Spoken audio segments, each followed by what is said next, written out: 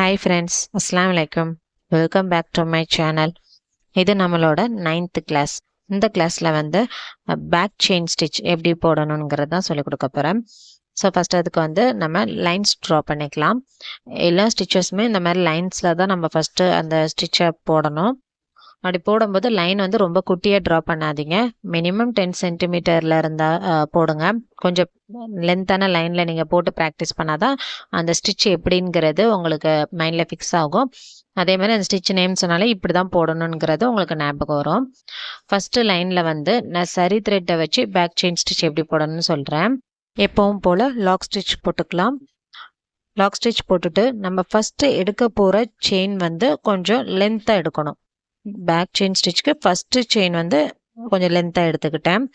அதாவது long chain stitch, அடுத்து short chain stitch, அதாவது சின்னதாக அது பக்கத்துலேயே ஒரு செயின் ஸ்டிச். அடுத்து மூணாவது செயின் ஸ்டிச் வந்து போட்ட செயின் ஸ்டிச்சுக்கு சென்டர்லேயும் போடக்கூடாது, கொஞ்சம் மேலே தள்ளியும் போடக்கூடாது. கீழே தள்ளி ஃபஸ்ட்டு செயினுக்கு நடுவில் பஞ்ச் பண்ணி நம்ம இன்னொரு செயின் ஸ்டிச்சை வெளியே எடுக்கிறோம். அதை திரும்ப லாங்காக கொண்டு போய் அகெயின் அதை ஒரு லாங் செயின் ஸ்டிச் ஆக்கியாச்சு. திரும்ப பக்கத்துலேயே ஒரு சின்ன செயின் ஸ்டிச். அடுத்து அப்படி ரிவர்ஸில் திருப்பி அங்கேயுமே நடுவில் போடாதீங்க, கீழே தள்ளி அங்கே ஒரு செயின் ஸ்டிச் போடணும்.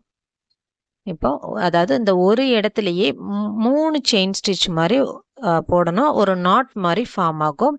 இதுக்கு பேர் வந்து பேக் செயின் ஸ்டிச்சுன்னு சொல்லுவாங்க, இல்லை நாட்டட் ஸ்டிச் அப்படின்னு கூட சொல்லுவாங்க.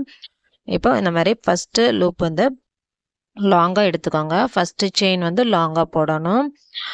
செகண்ட் செயின் வந்து குட்டியாக பக்கத்துலேயே போடணும். அண்ட் தேர்ட் செயின் வந்து பேக்வேர்டில் திருப்பி ரிவர்ஸில் திரும்ப அங்கே ஒரு குட்டி செயின் ஸ்டிச்சு. அதாவது இந்த இடத்துல மட்டுமே மொத்தமாக 3 செயின் ஸ்டிச் இருக்கிற மாதிரி இருக்கணும். அப்போ அது வந்து ஒரு நாட் மாதிரி ஃபார்ம் ஆகும். ஸோ அது பார்க்கையில உங்களுக்கு ரொம்ப அழகாக இருக்கும்.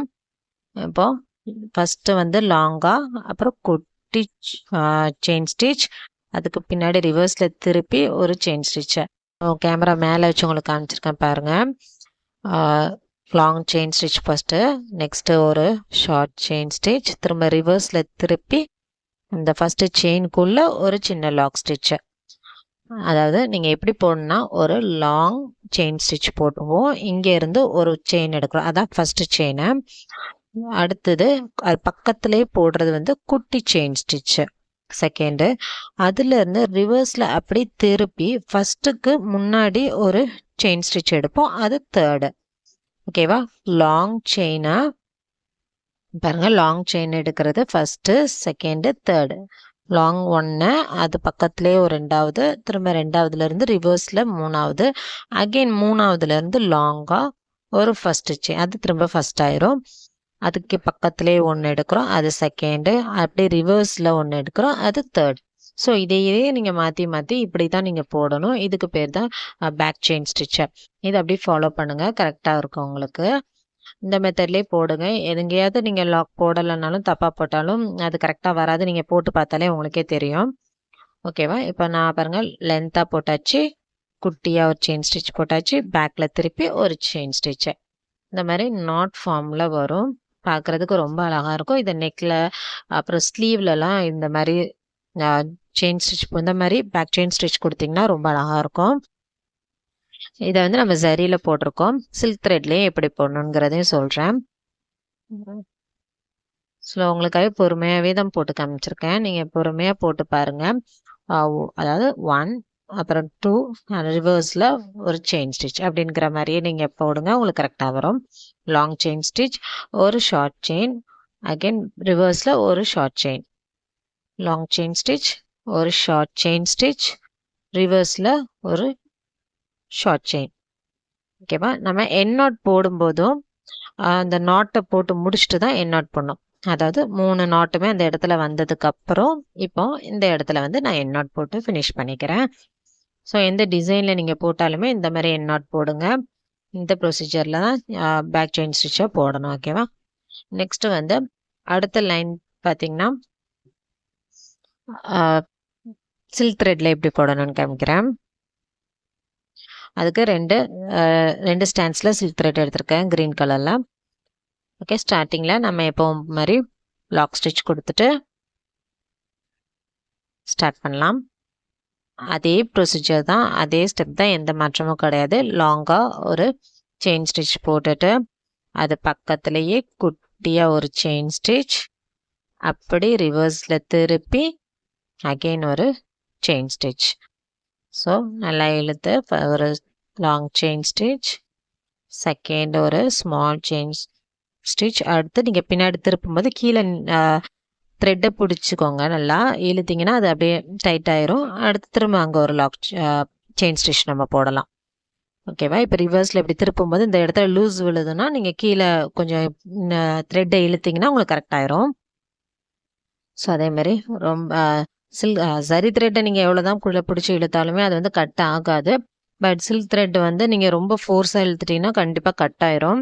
ஸோ அதையுமே பார்த்து ஹேண்டில் பண்ணுங்கள். அதுக்கு சில்க் த்ரெட்டை வந்து ரொம்ப ஃப்ரெண்ட்லியாக ஹேண்டில் பண்ணணும். ஓகேவா? அதே ப்ரொசீஜரில் தான் சில்க் த்ரெட்டில் இன்னுமே இந்த ஸ்டிச் வந்து பார்க்குறதுக்கு ரொம்ப அழகாக இருக்கும்.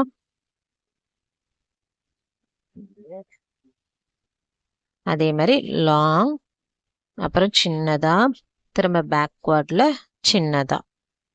ஓகேவா? இதே ப்ரொசீஜர் தான் ஃபாலோ பண்ணி நீங்கள் போடணும். போட போட உங்களுக்கு பழகிடும். அதேமாரி ஸ்பீடும் வந்துடும். உங்களுக்கு நல்லா கிளியராக தெரியணுங்கிறதுக்காண்டி தான் நான் ஸ்லோவாக உங்களுக்கு போட்டு காமிக்கிறேன். அந்த டைரக்ஷன், நீடில் டிப்போட டைரக்ஷனையும் பாருங்கள். நான் எப்படி நீடில் ரொட்டேட் பண்ணுறேன், எந்த டைரக்ஷனில் கொண்டு போகிறேன், நீடில் அப்வர்டில் போகல நீடில் டிப் எப்படி இருக்குது அப்படிங்கிறதெல்லாம் பாருங்கள். இதெல்லாம் கரெக்டாக பண்ணால் தான் சில்க் த்ரெட் கட் ஆகாமல் உங்களுக்கு கரெக்டாக வரும். இப்போ மேலே கேமரா வச்சு காமிக்கிறேன் பாருங்கள். அதே மாதிரி தான் போடணும். நம்ம வீடியோ வந்து நீங்கள் லைக் பண்ணாமல் பார்த்துட்டு இருந்தீங்கன்னா மறக்காமல் லைக் பண்ணிடுங்க. கூடவே சப்ஸ்கிரைபும் பண்ணிக்கோங்க அண்ட் பெல் ஐக்கானையும் ப்ரெஸ் பண்ணிக்கோங்க.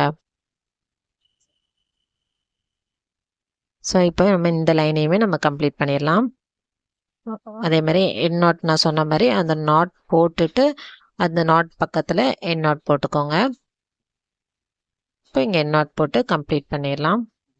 அடுத்த லைனில் வந்து இதே பேக் செயின் ஸ்டிச்சு சில்க் த்ரெட்டை வச்சு bead, sugar bead, 3mm bead, antique beads, இந்த மாதிரி பீட்ஸ் எல்லாம் வச்சு எப்படி நம்ம இந்த செயின் ஸ்டிச் போடணும்னு தான் பார்க்க போகிறோம். இந்த மாதிரி பீட்ஸ் வச்சு போடும்போது இன்னுமே இந்த பேக் செயின் ஸ்டிச்சு ரொம்ப அழகாக இருக்கும். ஸ்லீவெல்லாம் சிம்பிளாக நீங்கள் லைனோ ட்ரா பண்ணி இந்த பேக் செயின் ஸ்டிச்சை பீட் வச்சு போட்டிங்கன்னா ரொம்ப அழகாக இருக்கும். நம்ம லாங்காக ஒரு செயின் ஸ்டிச் போட்டுட்டு பக்கத்துலேயே ஒரு குட்டி செயின் ஸ்டிச், அப்புறம் ரிவர்ஸில் திருப்பி ஒரு செயின் ஸ்டிச் போட்டாச்சா. இப்போ இந்த இடத்துல தான் நம்ம பீட் வந்து லோட் பண்ணணும். இந்த மாதிரி சுகர் பீட்ஸ் நான் எடுத்திருக்கேன். நீடலில் இந்த பீடை வந்து இப்படி லோட் பண்ணிக்கோங்க. ஸோ இந்த மாதிரி லோட் பண்ணி வச்சுக்கோங்க. ஒவ்வொரு பீடாக லோட் பண்ணி போடுங்க. இப்போ இந்த இடத்துல தான் நம்ம இந்த சுகர் பீடை வந்து இன்சர்ட் பண்ணிவிட்டு கீழே த்ரெட்டை இழுத்திங்கன்னா அந்த பீட் பக்கத்தில் போயிடும். அப்போ அங்கே ஒரு செயின் ஸ்டிச் கொடுத்து நம்ம பீடை வந்து லாக் பண்ணிக்கணும். அந்த இடத்துல நம்ம அந்த செயின் ஸ்டிச் கொடுக்கலனா பீடு வந்து அங்கே இங்கேயும் நகர ஆரம்பிச்சிடும். ஓகேவா? திரும்ப இதே மாதிரி லாங் செயின், ஒரு ஷார்ட் செயின், திரும்ப ரிவர்ஸில் ஒரு ஷார்ட் செயின் கொடுத்துட்டு அகைன் இந்த இடத்துல வந்து நம்ம பீட்ஸை லோட் பண்ணணும். ஓகேவா? இந்த இடத்துல தான் நம்ம பீட் லோட் பண்ணணும். லோட் பண்ணிவிட்டு திரும்ப பீடு பக்கத்துலேயே ஒரு குட்டி லாக் ஸ்டிச், அதுதான் அந்த பீடை வந்து நம்ம லாக் பண்ணிடணும். ஓகேவா? லாக் பண்ணாதான் அது அங்கங்கேயும் நகராது. அடுத்து இதே மாதிரி தான் இப்போ கண்டினியூ பண்ணணும். பீடை கொடுத்துட்டு அது பக்கத்துலேயே நீங்கள் கீழே த்ரெட்டை இழுத்திங்கன்னா அது பக்கத்தில் போயிடும். நீடில் உள்ளே வச்சுட்டு இழுக்கணும். நீடில் இல்லாமல் இழுத்திங்கன்னா ஃபுல்லாக ரிமூவ் ஆயிரும். ஓகேவா? அதே மாதிரி இப்போது இந்த இடத்துல வந்து நான் பேக் செயின் போட்டாச்சு. இப்போ நான் வந்து பீடு போடுறேன். போட்டு பாருங்க, கீழே த்ரெட் இழுத்தோன்னே எப்படி நீடலோடு இழுக்கிறேன். ஓகேவா? ஸோ அதே மாதிரி திரும்பவும் போடுறேன். இந்த மாதிரி நான் வந்து குட்டி குட்டி சுகர் பீட்ஸ் யூஸ் பண்ணியிருக்கேன். நீங்கள் பெரிய பெரிய பீட்ஸ் கூட யூஸ் பண்ணலாம். ஒரு பீடு விட்டு இன்னொரு பீடு அப்படிங்கிற மாதிரி ஒரு பீடு, அப்புறம் நார்மலாக நாட்டு மாதிரி இருக்கிற நாட்டு மட்டும், அடுத்து பீடு, அப்படி கூட நீங்கள் ஒன்று விட்டு ஒன்று போடலாம். இதே ஸ்லீவில் நீங்கள் இப்படி கைக்கெல்லாம் வரையும் போது ஒரு லைனில் வந்து 1 3 5ன்னு ஒரு பீட்ஸ் கொடுத்தீங்கன்னா அடுத்த லைனில் வந்து 2 4 அப்படின்னு இந்த மாதிரி கூட நீங்கள் உங்கள் இஷ்டம் தான். எப்படினாலுமே நீங்கள் ஓனாக கஸ்டமைஸ் பண்ணலாம். நம்மளுக்கு எப்படி பிடிக்குதோ, நம்ம போட்டால் எப்படிலாம் அழகாக இருக்கும்னு தோணுதோ அந்த மாதிரி எல்லாமே பண்ணலாம். இப்போ இதுலேயுமே ஒரு பெரிய பீடு கொடுக்கலாம், அடுத்த பீடு வந்து குட்டியாக கொடுக்கலாம். இந்த மாதிரி கூட நீங்கள் பண்ணலாம். உங்களுக்கு பிடிச்ச மாதிரி நீங்கள் எப்படினாலுமே ஆரி ஒர்க்கே அது ஒன்று தான். நம்மளுக்கு பிடிச்ச மாதிரி நம்ம கஸ்டமைஸ் பண்ணலாம். ப்ராக்டிஸ் ஒர்க்கில் இந்த மாதிரி ஸ்லீவ் அண்ட் நெக் ஒர்க் தான் போட சொல்லியிருக்கேன். கம்யூனிட்டி டேப்பில் போஸ்ட் பண்ணியிருக்கேன். ஸோ என்னோடய ஸ்டூடெண்ட்டாக இருக்கிறவங்க அந்த ஒர்க்கை கம்ப்ளீட் பண்ணுங்கள். நல்லா இந்த மாதிரி பீட்ஸ் யூஸ் பண்ணுங்கள், இல்லை பீட்ஸ் இல்லைனாலும் ஓகே.